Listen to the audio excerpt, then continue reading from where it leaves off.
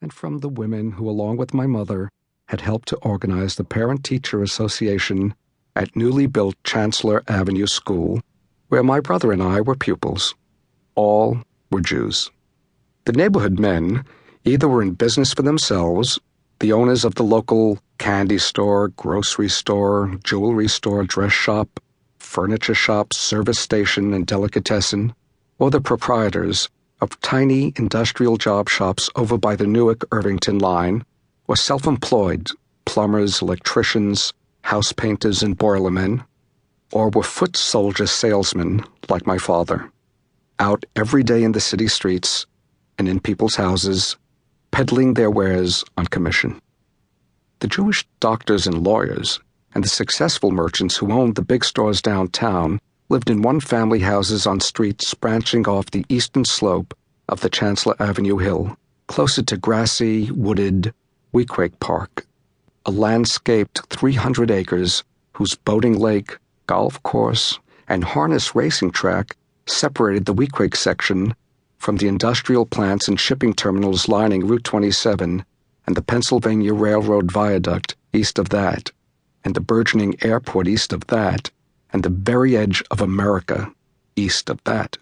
the depots and docks of Newark Bay, where they unloaded cargo from around the world. At the western end of the neighborhood,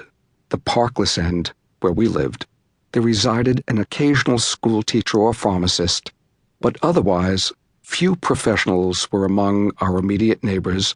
and certainly none of the prosperous entrepreneurial or manufacturing families.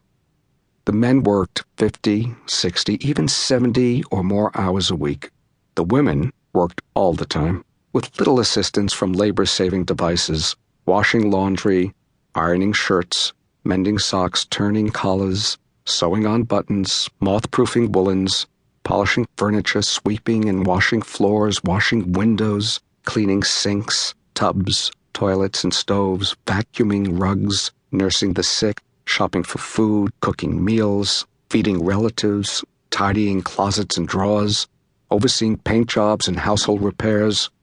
arranging for religious observances, paying bills,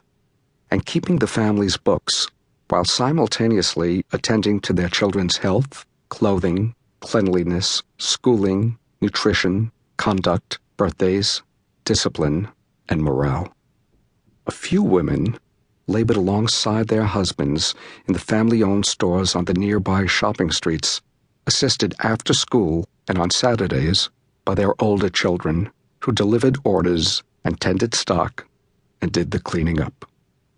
It was work that identified and distinguished our neighbors from me far more than religion.